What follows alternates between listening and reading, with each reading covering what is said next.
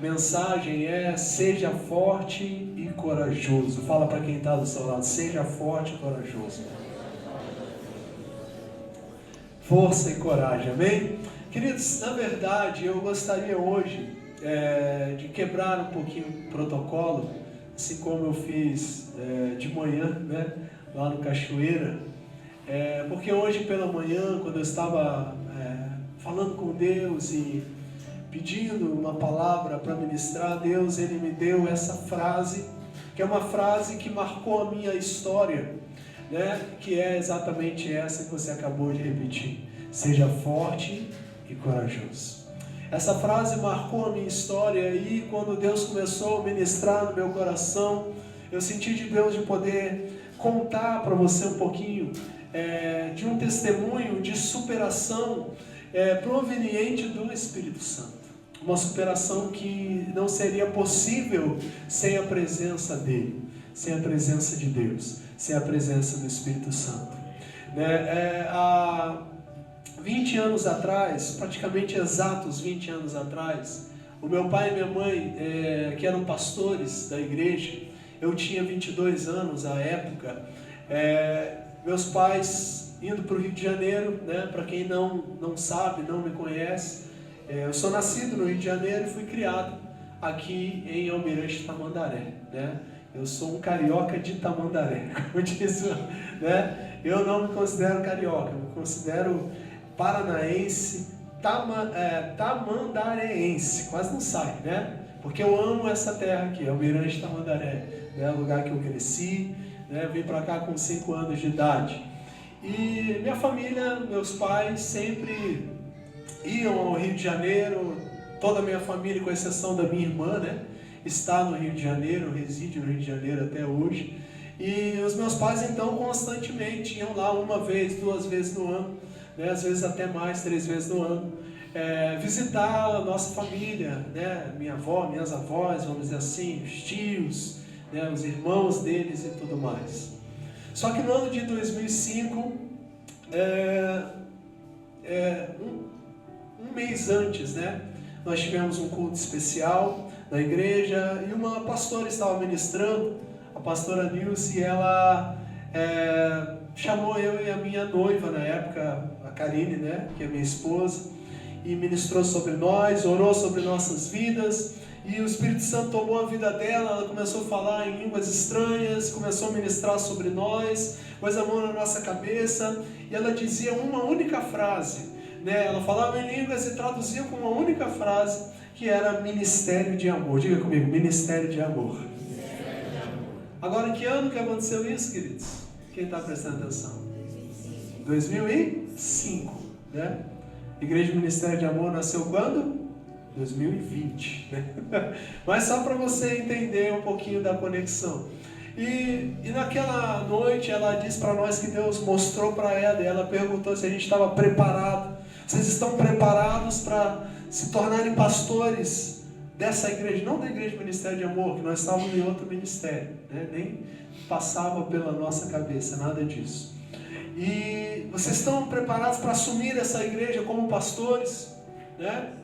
E a gente meio confuso disse sim, né? Mas não fazia, como eu digo, muito sentido para nós, porque os meus pais já eram pastores. Falei, bom, quem sabe um dia, daqui a 10 anos, 20 anos, quem sabe, né?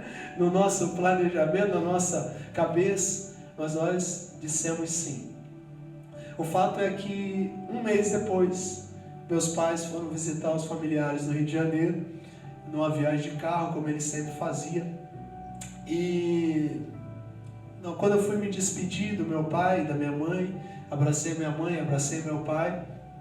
E para quem não sabe, eles faleceram nesse acidente de carro, indo para o Rio de Janeiro. Perdão, queridos, que minha voz hoje não está muito. Eles faleceram no acidente de carro, né?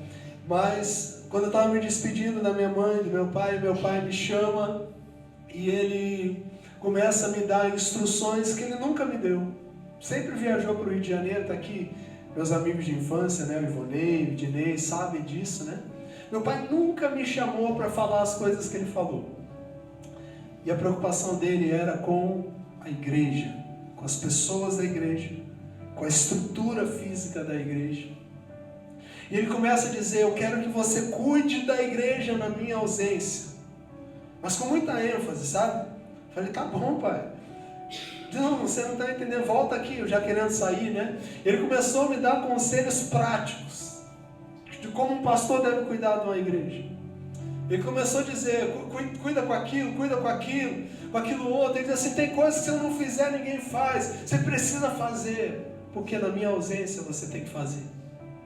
Ele pergunta para mim: você sabe como é que eu pastoreio? Você conhece o meu estilo de pastorear? Eu falei: sim, pai. Ele disse: pois é, eu quero que você faça como se fosse eu. Ele estava claramente entregando um cajado, entregando a autoridade. Ele começa a dizer coisas práticas. Esse dia eu estava contando para os irmãos, tem uma coisa que ele falou que até hoje bate. Você vê, 20 anos se passaram. Daí ele dizia assim: verifica sempre as janelas quando acabar o culto. Então, ele falou: verifica as janelas. E até hoje, às vezes eu estou fechando a igreja, né? Eu vi que os irmãos já fecharam a janela ali, né? Eu tenho que voltar lá, e muitas vezes eu volto a esquecer uma frestinha. Olha só, né? E ele começa a dizer isso. Não era ele que estava falando, era o Espírito Santo, através dele, preparando a continuidade da igreja. Quem está entendendo, diga amém. E queridos, por que eu estou contando isso? Nós já vamos chegar lá, dentro desse texto que eu falei. Como eu falei hoje, nós vamos fugir um pouco do protocolo. Não estou preocupado com a ordem, com a estrutura da palavra, né, com a hermenêutica, com nada, né? Nós estamos preocupados apenas em trazer esse testemunho. Por que eu quero trazer esse testemunho? Eu fiz um voto com Deus de toda a igreja que eu fosse pregar fora, né? Eu não costumo muito pregar fora, eu gosto de pregar dentro. Pregar na nossa casa, mas né, a gente aceita os convites, a gente prestigia, temos amigos. E toda vez que eu prego fora, eu testemunho do que nós passamos, né? E a última vez que eu preguei fora, agora recentemente, tinha alguns jovens da nossa igreja. Um jovem veio depois do culto me abraçar, muito quebrantado, falou assim: pastor, eu não sabia. Aí o Espírito Santo falou: você deve pregar dentro também, você tem que contar essa história também para alguns que estão chegando agora, né, que não conhecem a história. Bom, queridos, naquela noite, os meus pais então se despedem de mim, eu vou dormir. Eu acordava 5h30 da manhã para trabalhar, então eu fui deitar e por volta da madrugada ali, 4 horas da manhã, eu não vi o momento que eles saíram. Eles saíram por volta das 4 da manhã mais ou menos, pegaram a estrada. Quando eles chegaram ali, antes de Registro, na Barra do Turvo, tinha uma curva. O carro rodou naquela curva, tinha chovido muito à madrugada e a pista estava escorregadia, o carro rodou, ele bateu numa carreta que via sentido contrário. Naquele carro estavam o meu pai, a minha mãe, o meu irmão de 10 anos de idade, o Mateus. Estava também o José Mateus, que é o pai da Elisângela, sogro do Sérgio, e estava um sobrinho meu, de 6 anos de idade. Todos vieram a falecer nesse acidente de carro. Eu levantei, né, no horário que eu tinha que levantar e fui trabalhar sem saber de nada. Trabalhava ali no Correio de Almirante Tamandaré, né? Trabalhei, morava ali no Jardim Taísa, trabalhei até às 18 horas sem saber de nada. Peguei o ônibus Tamandaré Cabral para voltar para minha casa. Quando eu estava chegando no terminal do Cachoeira, o meu cunhado à época me liga e me dá a notícia por telefone.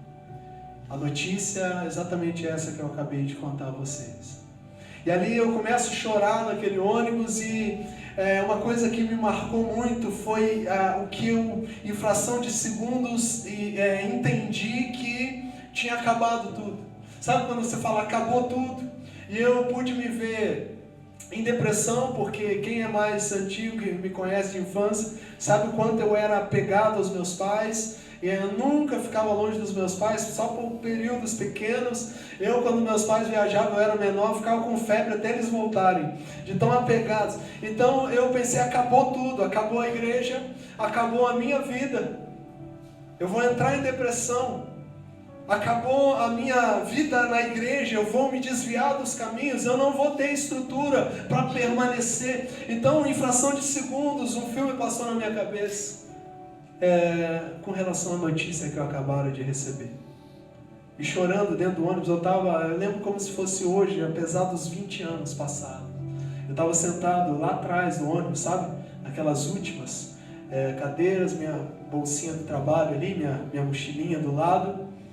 E sozinho ali, tinha outras pessoas em volta, o ônibus estava meio vazio. E comecei a chorar.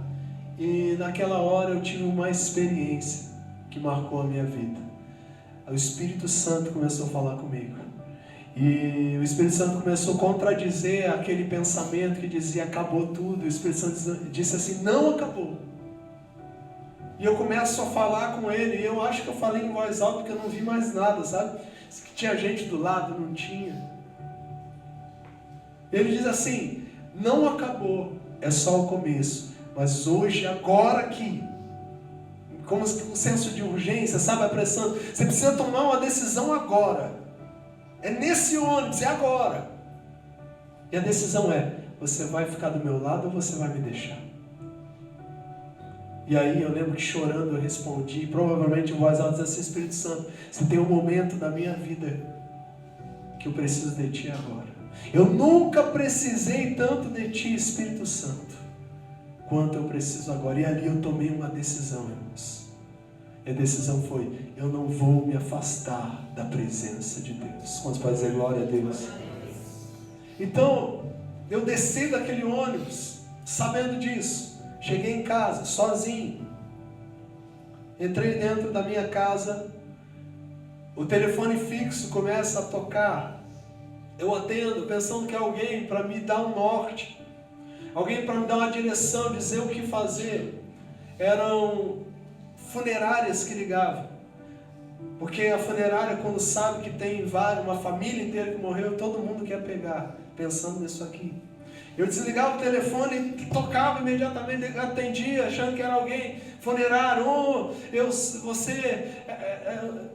A gente quer cuidar. E outros dizendo, não, já estamos a caminho. Eu falei, então não chamei ninguém. E estava ali desesperado, tirei o telefone da parede, né? E aí eu começo a orar, eu digo assim, Senhor, envia alguém para me ajudar. Em contato com a minha noiva, por telefone. Envia alguém para me dar a direção. Coitada, estava tão perdida quanto eu, né? Na situação. E de repente alguém buzina lá em casa. Um carro personalizado com a empresa de elevadores. Meu pai, ele foi por muito tempo, ele se aposentou, né? Ele era montador de elevador, então ele fez muitos amigos, né, nesse ramo. De repente chega um carro lá, personalizado, 2 homens de uniforme ainda da empresa, provavelmente vieram direto do trabalho. Eu não sei nem o nome deles, Sérgio, gostaria muito de saber, você também não, né? E esses homens foram 2 anjos que Deus enviou para nos ajudar. E ele chegou e disse assim, eu conheci teu pai, conhecemos o José Mateus, trabalhamos com ambos, eu quero te ajudar, eu quero levar você onde estão os corpos para serem liberados. Eu meio perdido, não sabia, não conhecia, e entramos no carro, foi lá, buscamos o Sérgio e a Elisângela, e eles nos levaram lá, nos acompanharam em todo o processo. Saímos de casa por volta das 8h30, 9 horas da noite, passamos a madrugada numa região ali perto de Registro, liberando os corpos, mas ao chegar lá, nos deparamos com o meu irmão de 10 anos de idade, o Edson Mateus, o Mateuzinho. Sobreviveu ao acidente no primeiro momento. Então eu esqueci de liberar os corpos e fui direto. Eu lembro que uma pessoa da igreja, né, a nossa liderança, liga, eu sei, você precisa vir. Eu digo, não saio daqui sem o meu irmão. Meu irmão está vivo, eu vou ficar aqui orando por ele até Deus tirar ele desse lugar. E eu fiquei ali orando, mas eu sim, você precisa vir. Eu falei, não vou. não sai daqui, eu preciso orar pelo meu irmão. E os médicos diziam, não, se ele sobreviver, ele vai ficar. Eu falei, não interessa, o estado que ele ficar, eu vou cuidar dele. Eu estava ali orando por ele. Orando. E aqueles 2 homens com a gente, Sérgio e Elisângela ali, também esperando. E eu lembro que eu fui ao banheiro, e quando eu fui no banheiro, o Espírito Santo falou comigo, diz assim, libera o teu irmão, que eu estou levando ele. Eu digo, Senhor, não faz isso. Você disse, libera o teu irmão, que eu estou liberando ele. Eu comecei a chorar no banheiro. Falei, Senhor, eu entrego a vida do meu irmão. Se esse é o melhor para ele, eu te entrego ele. Porque ele sempre foi seu. E quando eu saí do banheiro, passaram alguns minutos. Os médicos chamaram e disseram que o Mateus havia falecido. E ali nós liberamos os corpos, chamamos funerária, todo o processo aconteceu. Eu lembro que eu só cheguei em casa após resolver tudo que tinha para resolver. Eu cheguei em casa por volta de 8 horas, 9 horas, 10 horas da noite do sábado. Então eu saí para trabalhar na sexta de manhã, cheguei em casa, fomos liberar os corpos, voltamos e sábado à noite só que eu cheguei em casa. Mas uma das coisas que mais marcaram a minha vida foi que quando eu cheguei em casa, mais da metade da igreja estava lá me esperando. E ali eu vi que eu não estava sozinho, que Deus estava comigo. E desde que eu entrei pelo primeiro portãozinho, até o momento que eu sentei na cozinha, na mesa e comi a minha primeira refeição após tudo isso, porque você não tem fome, né? Uma hora dessa. Desde a porta até a mesa, eu recebi muitos abraços. E muitas das pessoas diziam, usadas por Deus, essa frase: seja forte e corajoso. Seja forte e corajoso. Eu me lembro de sentar à mesa e todo mundo ficar em volta. E alguém, uma mão abençoada, que eu não vou saber quem foi, preparou um miojo. Pensa num miojo, que eu estava com uma fome. E eu me lembro de sentado à mesa, comendo aquele miojo. E todo mundo em silêncio e as lágrimas sendo derramadas. Ali eu senti a presença de Deus cuidando de mim. Ali eu senti o apoio da igreja. Eu não tinha mais pai nem mãe. Além somente a minha irmã, não tinha família aqui. Mas o Espírito Santo disse para mim: olha aqui, você tem uma igreja. Você tem uma família. Você não é órfão, eu estou aqui. E você tem pessoas que vão estar ao seu lado.